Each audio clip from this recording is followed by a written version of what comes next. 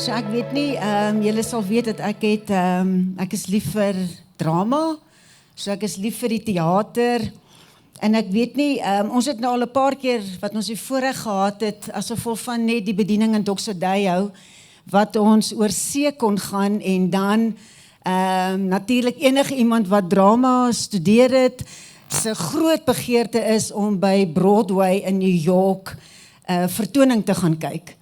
Maar as jy nou daar is, dan vind jy uiteindelik uit hoe dit werk, en as jy by die theater self gaan bespreek, en hulle vir jou so uitleg gee van hoe die theater lyk, dan sal jy sien, daar is sulke grade van stoele en grade van betaling. So as jy en hulle sal dit soms so merk en kleer, so as gevolg van die feit dat ons van Suid-Afrika afkom, sal ons gewoonlik die stoele kies wat heel agter is, maar net as gevolg van die ekonomiese realiteit van ons lewe, en dit word gewoonlik die groen stoele, die groen seats genoem. Dit is redelik vir ons nog steeds duur, maar bekostigbaar in 'n sekere opsig. Maar die ding is, hierdie sitplek het regtig baie beperkings. So ek onthou toe ons Mamma Mia gaan kyk het, toe kry ek en Henny een van daai hortjies daarbo, en ons is in, hoor, hierdie voel soos royalty. Totdat ons gaan sit het. Toe sien ons kan net omtrent 3/4 van die verhoog sien, want 'n deel van dit is agter die muur. Maar dit is wat jy kry as jy 'n groen stoel prys betaal. En dan is daar stoele wat bietjie meer in die middel is, en hulle sou byvoorbeeld 'n rooi kleur wees, maar hulle kos so bietjie duurder, maar ten minste het jy 100% view. Dis net jy's ver van die akteurs af, en die aktrises. Ek bedoel, dit is soos in, ja man, you know, so hierdie kos ook 'n prys. Maar dan is daar die goue seats, en hulle is heel voor. En gewoonlik word hulle heel laaste gevul, want hulle is honduur. Maar as jy hier kan sit, dan is dit asof jy in daai hele toneel ingesleep word. Ek bedoel, jy sien die emosie op die akteurs se gesigte. Jy voel partykeer eintlik hoe die spoeg van drama op jou spat, en dan weet jy, yes, ek is deel van hierdie. En in die dink daarvan, voel ek hoe die Here vra, watter prys is ek bereid om te betaal? Om te sit in die koninkryk van God. Want baie van ons wil graag 'n goue sitplek hê, maar ons is net bereid om 'n groen sitplek prys te betaal.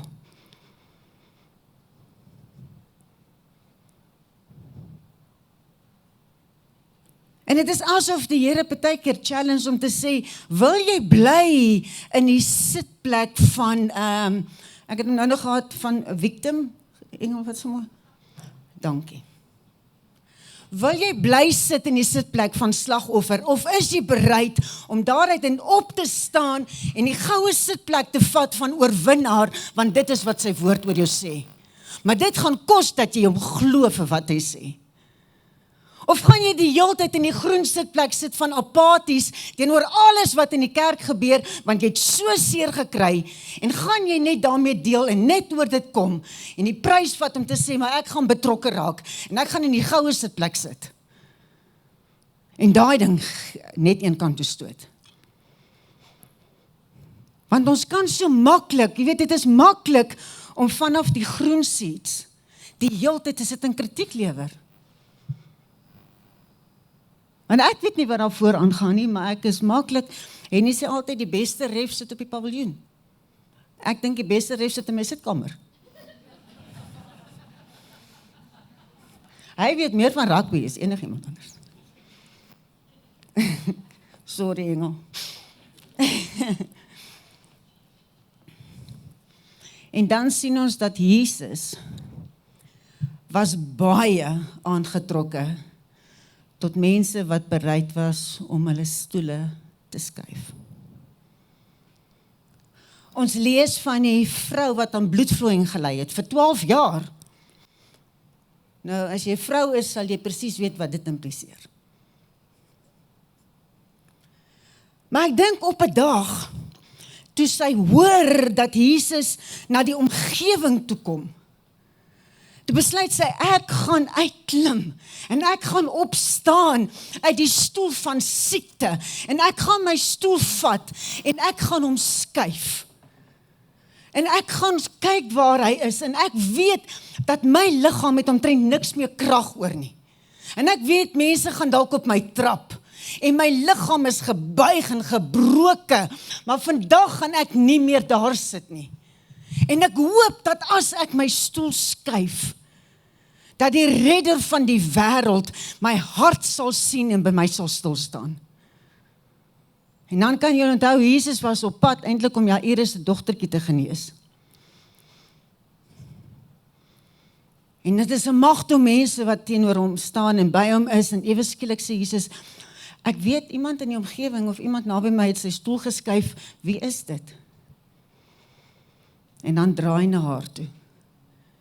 En dan sê hy, die feit dat jy jou stoel geskuif het, jou geloof red jou vandag. En dan sien ons die man by die bad van Bethesda, 38 jaar. Ek bedoel, baie van ons young adults hier is nog nie so oud nie. En dit is hoe lank hy in sy stoel gesit het by die bad. En aanhoudend ander blameer het vir wanneer die water geroer moet word, dat niemand aan hom dink om hom in die bad te sit, sodat hy sy genesing kan ontvang nie. Maar sien, God hou daarvan, wanneer daar beweging in jou binneste is, om hom te soek en te wil vir jou lewe. So Jesus kom daar verby. En dit is nie asof hy uitroep, Jesus, genees my nie, nee. Dit is, Jesus vra vir hom, wil jy gesond word? En dit is soos dan begin dit al die verskonings. Jy sien, want dit is wat ons baie keer doen. Ons neem nie verantwoordelikheid vir die feit dat my stoel hier agter staan nie. Nee, die feit dat ek vir 38 jaar lank lê, langs die bad van Bethesda, blameer ek almal om my, want wanneer die water geroer word, dan noem niemand dink aan my nie. Almal loop net verby, dit is so selfsugtig. En dan sê Jesus, wil jy gesond word?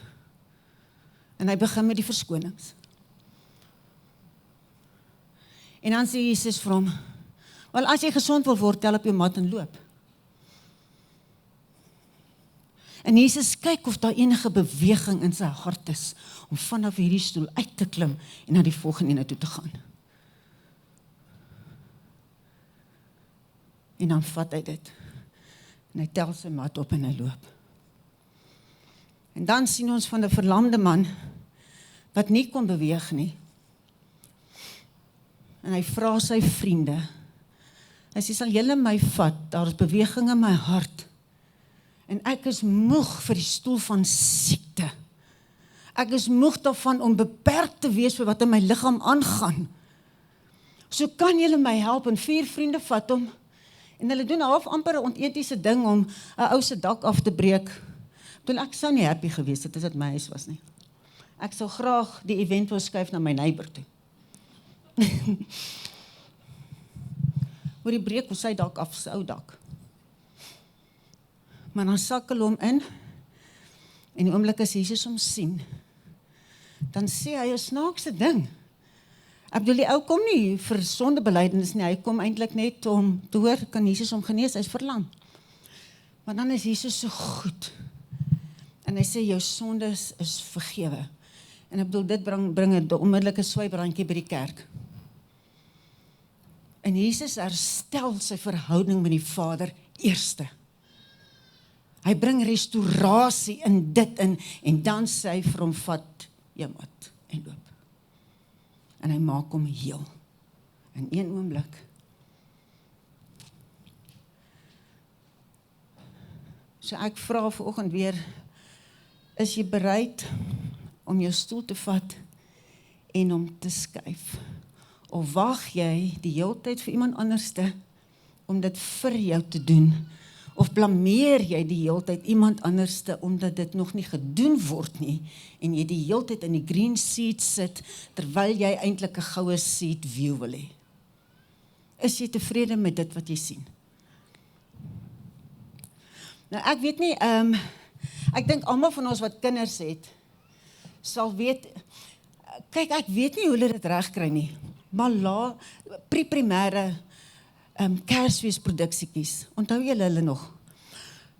Ja, die kinders raak opgewonde oor nonsens, maar ek bedoel, dit is so, almal is so excited, want nou gaan, Sissie gaan doen, ek onthou, toe Anja, sy het gedoen, ek het 'n perd en 'n blinkvosperd, by hulle Kersfeeskonsert. Hoor jy, dit rym nogal. Maar anyway, nou, jy verstaan nie, ek dink jy kry, op daai stadium, kry jy introvert en introvert en introvert, en dan kry jy vir Anja. So nou, daai juffrou, ek bedoel, vir hoe lank oefen hulle nie vir hierdie konsertjie, want jy weet, ouma en oupa kom, en niggie en neefie kom, en mense wat ek nie ken nie, word genooi, want Sissie gaan doen, ek het 'n perd en 'n blinkvosperd, en die besemstokperd is gemaak, en sy word aangetrek soos 'n cowboy, want ons gaan nou hierdie kyk.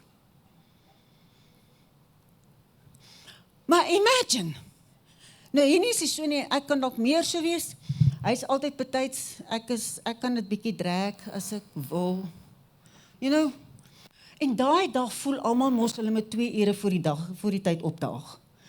Jy kan nie dink vir wat nie, maar almal is by die konsertjie, want die 3 en 4-jariges gaan nou, ek het 'n perd en 'n blinkvosperd, en ek weet nie wat songs alles nie. So imagine, jy kom in, jy's laat, wat ook normaal kan wees op party mense, maar nou is dit chokkers. Maar hier is net in die agterste ry, is daai een stoel oop. Nou skuifel jy in, nou dink jy, ek kan glad nie vir Sissie sien nie. Ek bedoel, die kersboomtak hang hier voor my, so ek moet net die hele tyd so sit, hier sit mense hier voor my. Wat is die regte ding om te doen, mense? Ek dink dit is the reasonable faith. Tel op jou stoel, al is jy laat, en dan sê jy, ekskuus jy tog, ekskuus. Sorry, jammer, ok. Dan kom jy by die voorste ry, en dan sê jy, kan julle dalk net so 'n bietjie opskuif? En dan druk jy jou stoel daarin, en dan sit jy heel voor, want jy gaan nie agter 'n kersboom sit. En almal om jou, het 'n swybrandjie wat skrik vir niks. Maar nou kan ek vir Sissie sien. En dan kom hulle uit, en hier het regtig gebeur, hier het nie gebeur nie, maar hier het gebeur. Toe kom Anja, met ek het 'n perd en 'n blinkvosperd. En al wat hulle moet doen, is om in die ronde te loop met die perdjie. Toe daai kind van my, toe ek haar sien, toe weet ek, hierdie kind is gebore vir die verhoog. Toe sy uitkom met haar perd, toe gaan staan sy so. Toe weet ek, hierdie is 'n kultuurvraat. Sy het nie opgekyk nie.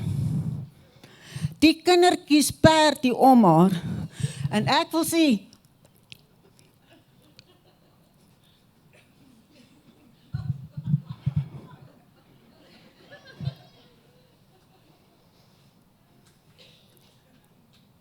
vandag gaan dit beter.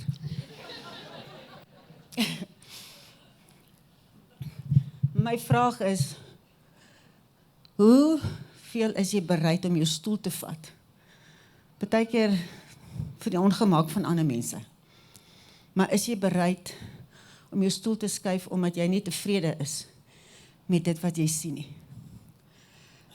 So ek wil praat oor 3 goeters. Ek wil praat oor, daar's 3 goeters wat ons moet doen om hierdie te verbeter. In die eerste plek is, skuif jou posisie. Want as jy van posisie verander, bepaal dit van wat jy gaan sien. Dan die tweede ding is, as jou posisie reg is, skuif jou ingesteldheid. Want jou ingesteldheid gaan bepaal wat jy hoor. En die derde ding is daai 2 goed in plek is, skuif jou verwagting of jou aanname, want dit gaan bepaal wat jy sê.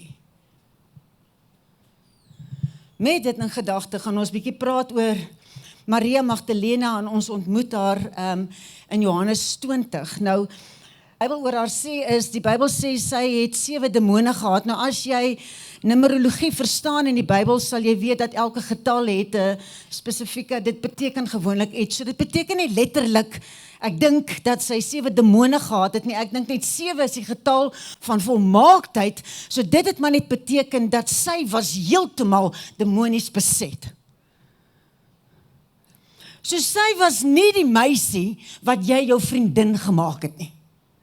Sy was nie die meisie waarvoor iemand 'n stoel gehou het nie. Sy was nie die meisie wat jy vir jou seun gesê het, nooi haar na die matriek afskeid toe nie. Nee, sy was die meisie wat uit alles uitgestoot was. Sy het verwerping geken. Sy het geweet hoe om een kant te sit. Sy het geweet dat die stoel wat sy gaan kry, gaan sy voor moet veg, en dit sal heel waarskynlik die heel agterste ene wees, en dan gaan mense al heel waarskynlik nie eers daar wil hê nie. Dit is wie Maria Magdalena was, en dan op 'n dag, soos wat Jesus gedoen het, beweeg hy baie rond, en kom hy in Magdala, en soos wat sy gewoonte is, gaan sit hy gewoonlik by die ouens wat verwerp is, vir die wat gemarginalised is deur die omgewing en deur die gemeenskap. En Jesus bevry haar. En die Bybel sê, van toe af het Maria hom gevolg, waar hy ook al gaan. Op daai oomblik toe Jesus by haar stil staan,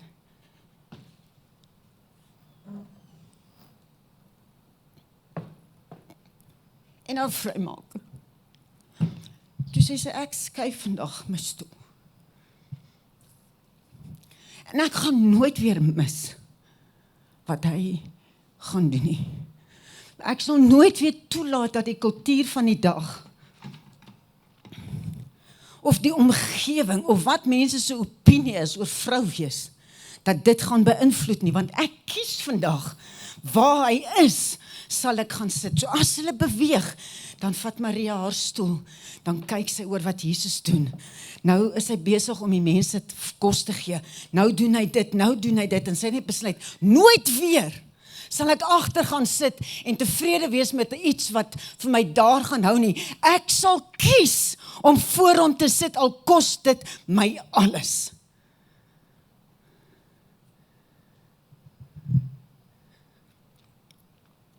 En dan sien ons iets verskrikliks gebeur. Jesus word gekruisig, en ek bedoel, ons herdenk dit oor 2 naweke, vir die prys wat God betaal het, om ons weer in verhouding met hom te hê. En by die kruisiging, is Maria van Magdala, nie net 'n goeie weersvriendin nie. Sy staan, en aanskou, hoe die redder van die wêreld sterf. Saam met sy ma en 'n paar ander vrouens in Johannes. Sy het net gekies, my stoel sal ek nooit meer beweeg nie. Deur goed of deur sleg, ek sal hom nooit weer uit my oog uithaal nie. En dan sterf Jesus en Sabbat kom. En dan kan sy niks doen nie, sy moet by die huis bly en hy is begrawe. En ek dink, die volgende wat gebeur, sien ons van wat in haar hart die hele tyd is. So kom ons lees net, Johannes 20 vers 1 sê, die sondagmôre vroeg, toe dit nog donker was, kom Maria Magdalena by die graf en sien dat die klip van die graf al weggerol is. So nou kan jy jouself voorstel. Niemand van hulle, Jesus het gesê, hy gaan opstaan, maar ouens, ons weet wat gebeur het, hulle het nie geweet wat gaan gebeur nie. Kan jy dink die hopeloosheid, die redder, die een wat hulle gedink het is die Messias is dood, en hy is begrawe.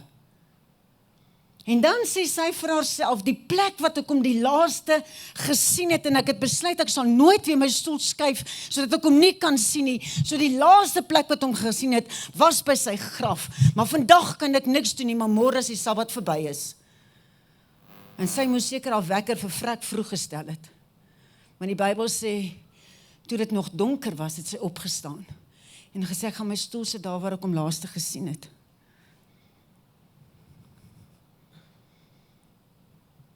En dan is sy daar kom sien sy iets wat niemand anders dan nog gesien het nie. En jy weet die ending is van, sy het nie toe die disippels gaan wakker maak vir Petrus en Johannes en al die klomme sê, hy het gesê, hy gaan opstaan. Nee. Sy het alleen gegaan en gesien wat die hele wêreld nie gesien het nie, maar gehoop het om te sien en waarvan ons vandag nog die vrug van beleef. Want jy sien, partykeer het ons hierdie ding van Ons skuif net ons stoele, ons doen net sulke groepbesprekings. Weet, as al die vriendinne saam gaan, ek bespreek 'n hele blok. So, nee, julle kan nie hierdie plekke vat nie, dis vir die friends. En dan roep die Here my en sê, hoor jy, skuif jy so, nee Here, hier is 'n groepbespreking. Luister, partykeer gaan die groep agterbly. As die Here vir jou sê, skuif jou stoel, dan skuif jy jou stoel. Andersins kon sy maklik net vir Johannes en Petrus gaan wakker maak het en sê, hey, onthou julle het gesê op die 3de dag gaan hy opstaan, vandag is die 3de dag. Maar die boys slaap in, mans hou van laat slap, vrouens staan vroeg op. Nie jy nie, Engel.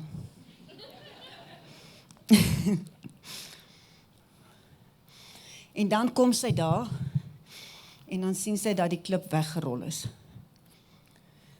En die oomblik as dit gebeur, dan gaan roep sy die disippels, en dan kom hulle. Maar luister hoe mooi is dit. Ek bedoel, hulle gaan in, Petrus en Johannes, en Johannes het nog gefight oor wie die vinnigste van hulle twee gehardloop het. Ek bedoel, dit is nogal interessant dat dit vir ons wil uitwys. Die bottom line is, Maria was eerste daar. Of Johannes nou kon vinnig hardloop of nie, Maria was eerste daar. Dan kyk hulle in, en dan sien hulle, okay, hy's weg. En dan besluit hulle loop weer. Maar Maria bly.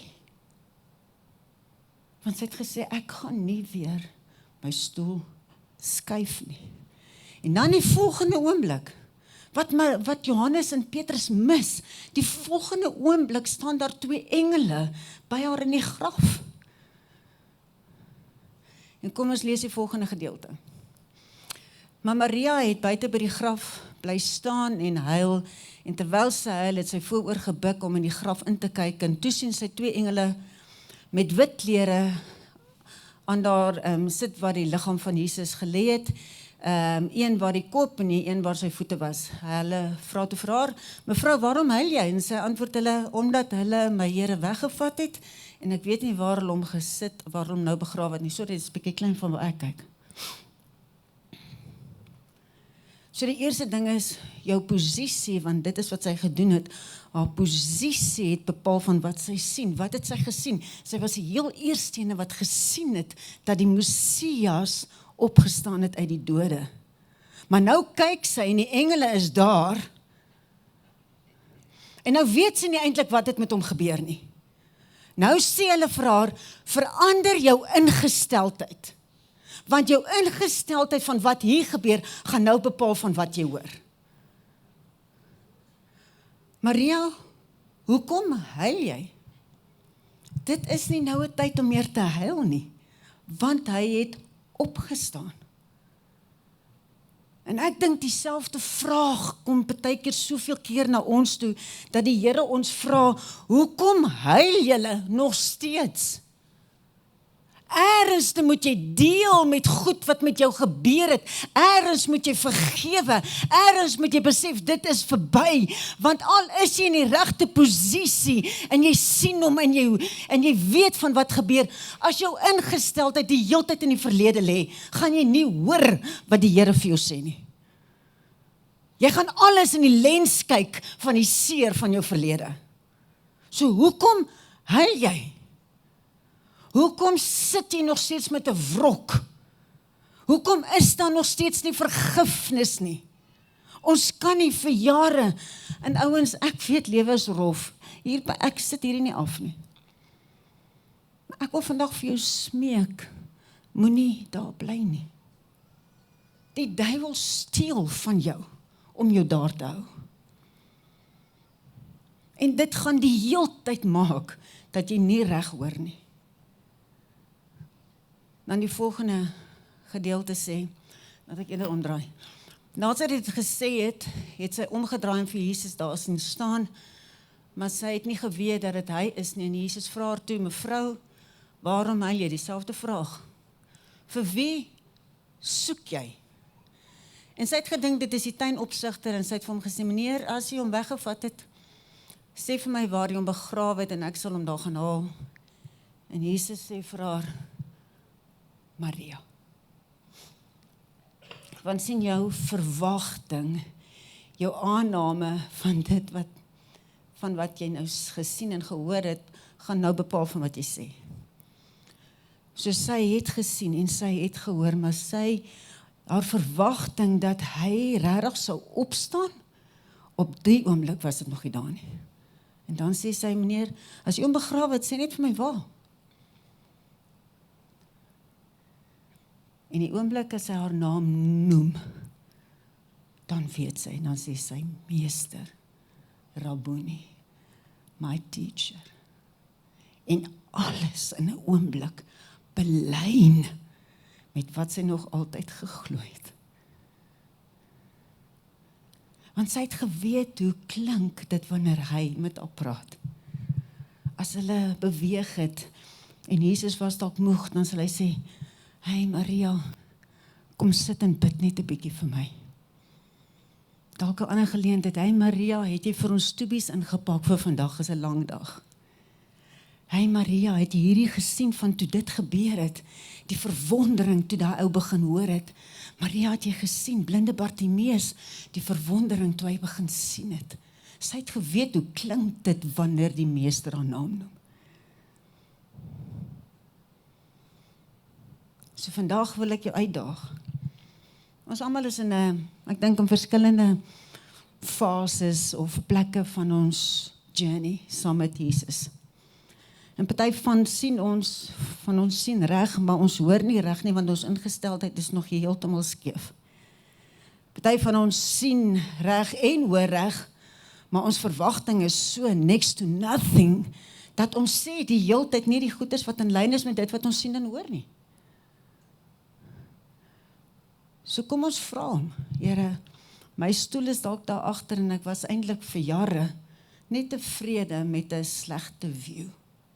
Want die prys wat ek bereid is om te betaal is maar vir 'n groen seat. Maar Here, I'm done with that. Ek wil niks meer mis nie. Ek wil sien wat hy doen. Ek wil hoor wanneer hy praat. En ek wil reageer op dit wat hy sê, deur reg terug te praat. Nou ek dink ek het al hierdie gediggie vir julle gelees en dis een wat Koos van der Merwe geskryf het van Almal wil. Want ek luister vanoggend na 'n ou en hy sê, nou ek weet nie wie van julle, kyk, ek weet party programme is regtig, as mense weet ek kyk dit, dan sal dink, my 600 pound life. Maar dit is interessant om te sien die journey wat hulle stap en dan gewoonlik, as hulle sê 'n jaar daarna, en jy sien, my fy, hierdie persoon lyk nog steeds soos. So kan ons nie vandag, 'n jaar verder in 2027, weer so by mekaar sit, en as ek moet vra, by watter sitplek sit jy, dat jy nog steeds op 'n groen seat sit nie. Maar jy kan sien, ek het geskuif. Ek sit jou voor. Ek mis niks nie. Ek sien wat hy doen. Ek hoor hom. Ek praat hom.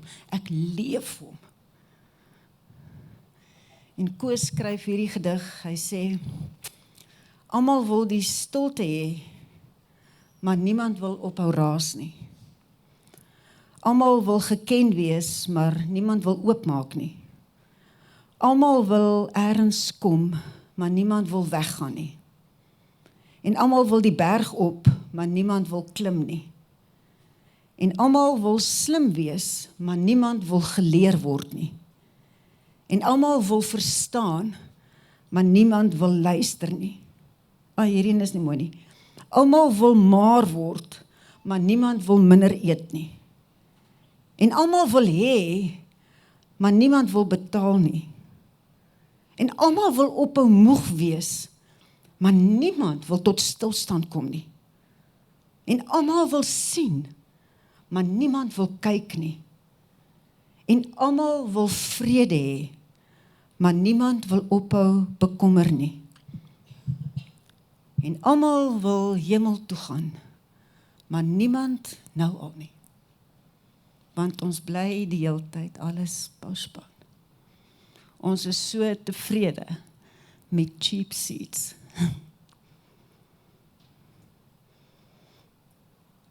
Ek vertrou, dis dit nie 'n besluit wat ek vir jou kon neem nie. Ek wens baie keer ons kan sulke massas keuses neem en ons onmiddellik ons almal is deel daarvan.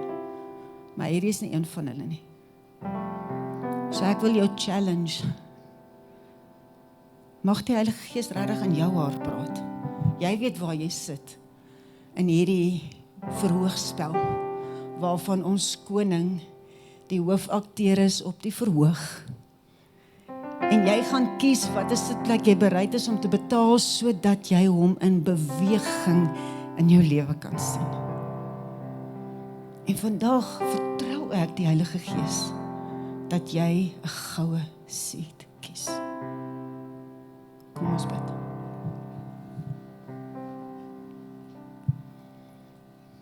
Dankie Heilige Gees dat U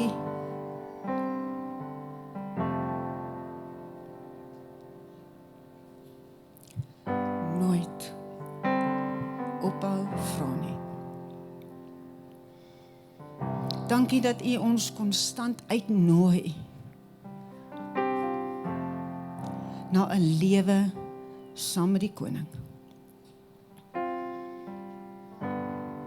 En by U is daar geen verwyte nie. En U sal aanhou met ons lewenswerk tot die dag wat U ons kom haal. Maar vandag bid ek dat U woord julle in harte diep gaan sak, het Heilige Gees. Mag dit veel vrug dra. En mag daar in ons harte iets gebore word van, dat ons wil in 'n goue sitplek sit, sodat ons kan sien en hoor en praat. Alles in lyn met wat U sê.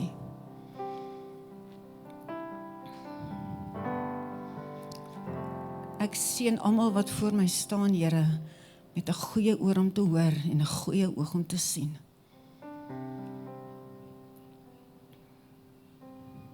Dankie vir wie U is en dankie vir die woord wat nooit leeg na U toe gaan terugkeer nie. En ons almal wil hemel toe gaan en ons wil vandag. In Jesus naam.